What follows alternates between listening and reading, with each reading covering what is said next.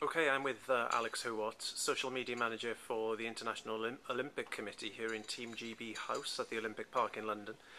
Alex, there's been some controversy recently surrounding the IOC's social media guidelines for athletes and attendees. Could you clear up and clarify just what the guidelines are?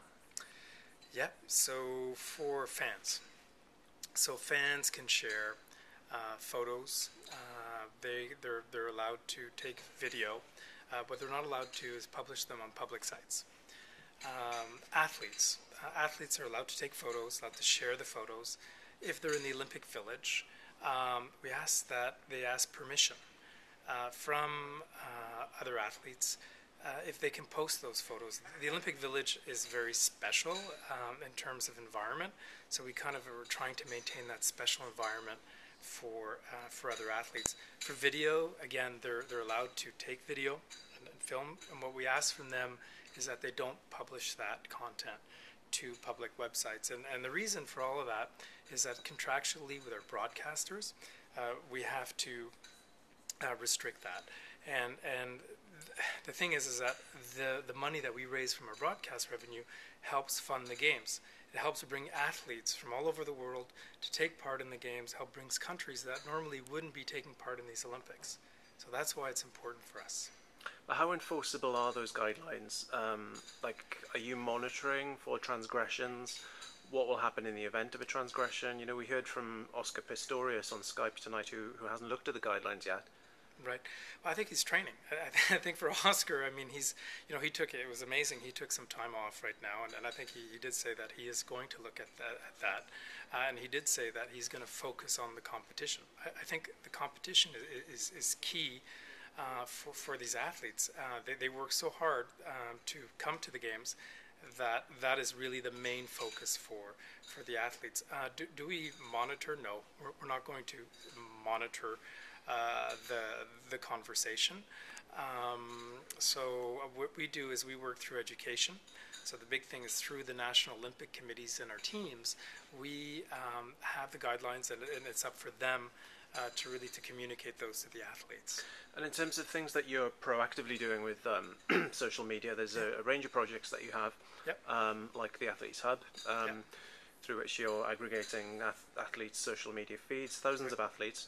That sounds like quite a big undertaking. Are those feeds unfiltered or filtered? Or So the feeds themselves, they're like, first of all, the hub is a directory where you can find the athletes. So we're not aiming to reproduce what everything that is on Facebook and Twitter that they're doing. It's just for you to find them. In terms of if there is something on there that's posted that goes against the guidelines, that is not in line with the oath that Olympians take at the opening ceremony, we will delete them from the Athletes Hub. That's correct. and what are the other cool things you're doing with social? You've mentioned several networks tonight. Yeah, so on social, we are going to be integrating, onto Instagram. So Instagram, we're going to be doing Olympian faces. What we've done is we've gone, actually, funny enough, we've gone to some joke shops here in London, got some great things like pirate hats and magic wands, and we're going to connect with the athletes in the village, and we're going to ask them to do their best Olympic face, an Olympian's face. And then we're going to connect them with our fans on Twitter, and we're going to have a conversation. We're going to get our millions of followers to ask them questions, and they're going to answer. And as a way that we're hoping to basically connect the two together, the fans and the athletes. And so, that is, I think, a really interesting example of what we're doing. But one of the big things we're going to do is we're going to listen to them. We're going to listen to how they use social media. What are the cool things that they're doing to get it, to get to know them as we go forward. We're on Tumblr. We're launching 4 different Tumblr blogs that we're pulling together, which is the Olympics Tumblr blog, which is going to be an aggregated feed of all the stuff we're doing in social. We're going to have a fashion Tumblr blog, which is going to be really fun as we look at all the uniforms of all the teams that are coming in to these games, and so that's going to be really cool. And then we have also a Getty image feed, which will be Olympic moments, which are going to be kind of the best sporting shots and of the games.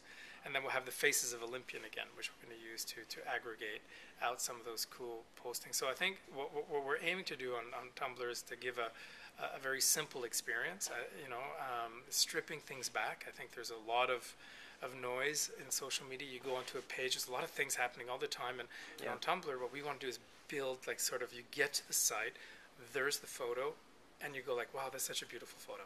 It's the content. It's really focusing on, the beauty of a simple image, for example. So Tumblr and Instagram, but not Pinterest? No, not Pinterest. Not Pinterest. Not yet. How come? You never know. Maybe it's coming. There's a lot of networks. There's a lot. Pardon me. Yeah, there's a lot of networks where we're looking at Pinterest, but right now, today. What's the most valuable network then? I think I have to question is, how do you define value? Would be my question back to you. So what is, because it's variable. Well, how does the IOC define social value? I mean, what are you trying to do? It seems like what you're trying to do is to connect athletes and fans. Yep.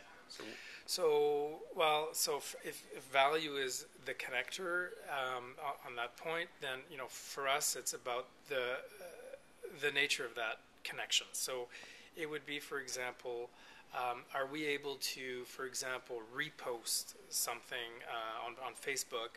And so, for example, if we were to take Usain Bolt, he posts something and we reshare it to our fans, value for us is that as many of our subscribers that are on Facebook are able to see that post. I think that that's a big thing.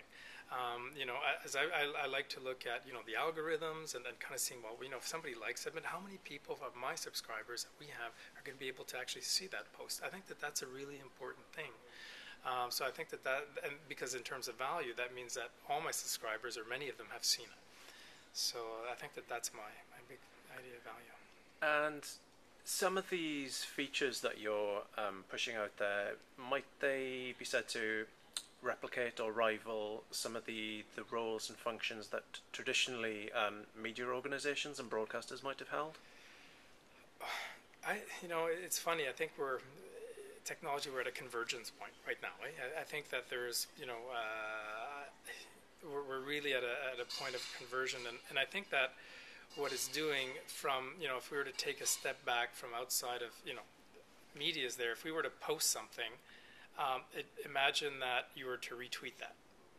Imagine here's a great example of how media could take value in something that we would do. If I was in the Olympic Village and connecting with an athlete with a great photo of Usain Bolt, and I was posted on my feed, you could repost that to your subscribers. So I think to some extent, media organizations also need to kind of think back and say, well, how am I best connecting with my readers?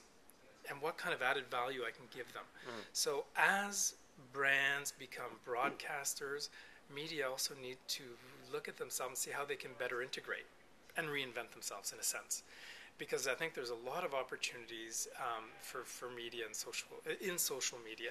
Because social media, to some extent, there's a layer of it which is, is different. As maybe there's a rumor about something.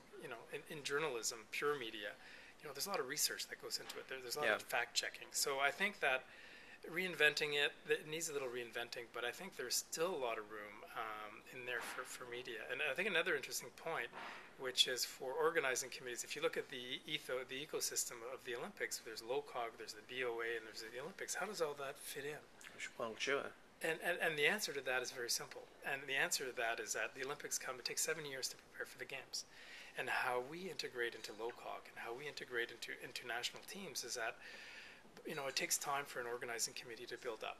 And what we do is that we build up a big fan base. That fan base rises, and then when the organizing committee comes on board and that thing all comes together, we're an amplifier of their posts. So like we are for the athletes, come Games time, we will begin to reshare some of that content to our subscribers that we have long past that when the Olympics have come to an end. So this is the big role that we have in terms of the overall strategy is that the Olympics, the IOC is building up a big fan base, and then when we go from one city to the next, we're able to reshare that content, building up the follower base and creating awareness that the Games are coming in those countries. But what if, is there a sense of, trying to do lots of cool stuff, but not so much that for 8 to 12 years' time, NBC, the BBC, and the many newspaper reporters that come here say, what the hell? The IOC is trying to become a media organisation now. I think we're an amplifier. I think that the conversations can't just happen with the media, and the conversations can't just happen within. The conversations happen everywhere. I think what it is that social media is it's not bricked. It's open, and so I think that there's no reason why. If you look at the Olympic Athletes Hub, it's a fantastic example. It's an integration. The hub doesn't try to create its own separate thing. The hub connects Facebook, connects Twitter, will connect to other platforms as we move forward, and it will amplify that conversation. Okay, well, thanks for your time, Alex. You're welcome. Enjoy the games. Thank you.